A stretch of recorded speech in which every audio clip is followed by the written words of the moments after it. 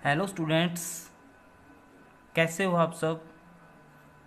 अपना टॉपिक चल रहा था कॉम्बिनेशन ऑफ रेजिस्टेंस, जिसमें अपने सीरीज कॉम्बिनेशन ऑफ रेजिस्टेंस का फॉर्मूला निकाल लिया था। तो सेकंड टॉपिक मतलब सेकंड पार्ट है उसका पैरेलल कॉम्बिनेशन ऑफ रेजिस्टेंस।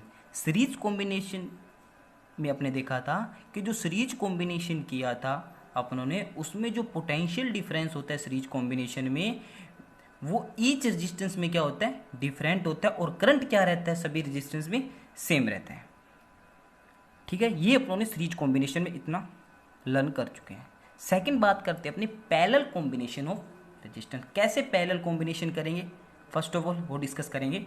तो when resistance are connected in this manner that first end of all resistance, जितने भी अपनी रेजिस्टेंस की बात कर रहे हैं उन सभी रेजिस्टेंस का जो फर्स्ट एंड होगा वो किसी एक पॉइंट से क्या होगा, कनेक्ट होगा। सभी रेजिस्टेंस का फर्स्ट पॉइंट किसी एक पॉइंट से कनेक्ट होगा, मतलब सारों जितने भी रेजिस्टेंस है उनके जो फर्स्ट पॉइंट है वो किसी एक पॉइंट से कनेक्ट होगा with each other and. Second end of resistance are connected with each other. जो सेकंड पॉइंट होगा ईच रेजिस्टेंस का वो भी क्या होगा, किसी एक पॉइंट से कनेक्ट होगा। Other this combination is called parallel combination. मतलब जितने भी रेजिस्टेंस की बात करें, जो 2, 3, 4 जितने भी रेजिस्टेंस लेके चल रहे हैं उन सभी रेजिस्टेंस का फर्स्ट पॉइंट किसी एक पॉइंट से और सेकंड पॉइंट किसी एक पॉइंट से कनेक्ट हो, तो इस प्रकार का जो कॉम्बिनेशन होगा वो क्या होगा, पैरेलल कॉम्बिनेशन हो गया। Potential of each resistance remain same. Parallel combination के अंदर जो पोटेंशियल होगा ईच रेजिस्टेंस का वो क्या होगा, सेम होगा, but current is different.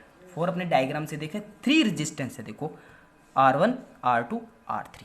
In three resistance का जो फर्स्ट पॉइंट है देखो किसी एक पॉइंट ए से कनेक्ट है, और सेकंड पॉइंट वो भी क्या है, किसी बी पॉइंट से कनेक्ट है, और ए और बी पॉइंट के बीच में मैंने एक बैटरी जोड़ दी जिसका पोटेंशियल है V, और एक की जोड़ दी K।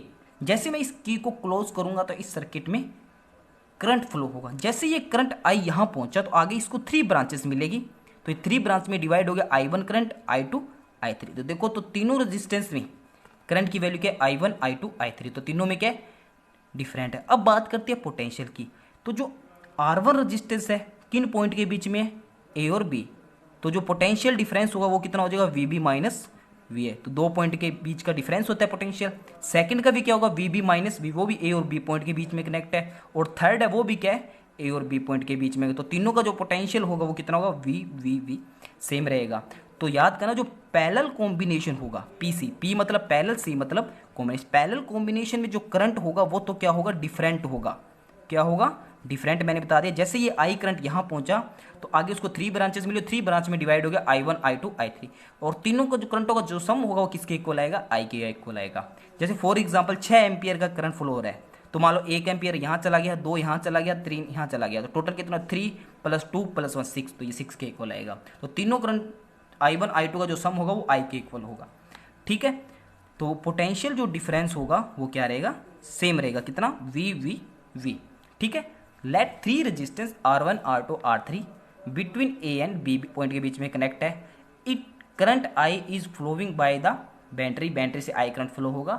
This current divides in three parts, let I1, I2, I3। जो करंट होगा थ्री पार्ट में डिवाइड हो जाएगा, I1, I2, I3। ठीक है, this current get added at point B and because equal to, अभी देखो ये I1 यहाँ आ गया, I2 आ गया, अब तीनों करंट यहाँ मिलके इकट्ठे हो गए, वो I बन गया। तो I की वैल्यू कितनी हो जाएगी, I1 + I2 + I3। ठीक है, नेक्स्ट बात करते हैं electric current throw resistance R1। जो R1 रेजिस्टेंस है अपने को ये सर्किट में दिखाई दे रहा है, इसमें कितना करंट फ्लो हो रहा है, कितना करंट फ्लो हो रहा है, I1। तो ओम्स लॉ से इस I1 करंट की वैल्यू फाइंड करेंगे। ओम्स लॉ क्या होता है, V = IR। तो यहां से I की वैल्यू कितनी हो जाएगी, V/R। फर्स्ट बात करते हैं, फर्स्ट रेजिस्टेंस था उसमें करंट कितना फ्लो हो रहा है, I1, पोटेंशियल V है और उसका रेजिस्टेंस कितना है, R1। तो I1 = V1/R1। कैसे निकाला है, ओम्स लॉ से, V = IR, I इक्वल्स होता है V/R। ठीक है, I की इक्वल V/R। अब इसी सिमिलरली बात करें electric current throw resistance R1 and R2। R2 resistance में कितना करंट फॉलो हो जाएगा, I2 V/R2।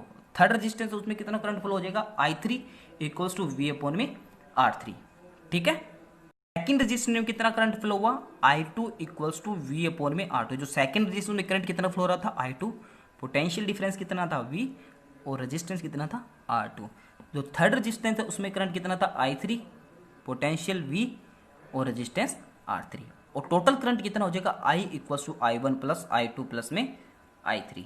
I1 I2 I3 की वैल्यू मैंने यहाँ पुट कर दी, V अपॉन में R1, V अपॉन में R2, V अपॉन में R3। V सभी में क्या रहा है, कॉमन, इसको बाहर ले लिया, तो अंदर क्या रहेगा, 1 अपॉन में R1 प्लस 1 अपॉन में R2 प्लस 1 अपॉन में R3। इसको मैंने इक्वेशन नंबर 4 पुट कर दी। इफ RP क्या है, पैरेलल कॉम्बिनेशन का रेजिस्टेंस, इक्विवेलेंट रेजिस्टेंस, इसको P मतलब पैरेलल, R मतलब ऑफ कॉम्बिनेशन, देन जो इक्विवेलेंट रेजिस्टेंस होगा उसका रेजिस्टेंस कितना है, RP, और उसमें करंट कितना फ्लो हो रहा है, I, टोटल करंट I हो गया, तो कितना करंट मिलेगा, I equals to V upon में RP, ठीक है। तीनों रेजिस्टेंस को मैंने क्या किया, इक्विवेलेंट रेजिस्टेंस में ला लिया सोल्व करके, ठीक है। उसके अंदर करंट कितना है, I, और उसका जो रेजिस्टेंस है वो कितना है, RP, ठीक है। कंपेयर इक्वेशन 4 एंड 5, इक्वेशन 4 ये है, इक्वेशन 5 ये है। अगर कंपेयर करें तो LHS दोनों की इक्वल है, तो RHS भी इक्वल होगी। V अपॉन में RP इक्वल्स टू क्या आ गया, V 1 अपॉन में R1 प्लस 1 अपॉन में R2 प्लस 1 अपॉन में R3। V से V क्या हो गया, cancel. 1 upon RP equals to 1 upon R1 plus 1 upon में R2 प्लस 1 अपॉन में R3। यहाँ अपने 3 रेजिस्टेंस की बात करें, सिमिलरली बात करें तो N रेजिस्टेंस होंगे, तो कितना हो जाएगा, 1 अपॉन में R4, 1 अपॉन में R5 डैश डैश 1 अपॉन में Rn। If N resistance are connected in parallel combination, तो ये इसका इक्विवेलेंट रेजिस्टेंस का फॉर्मूला आ जाएगा अपने पास।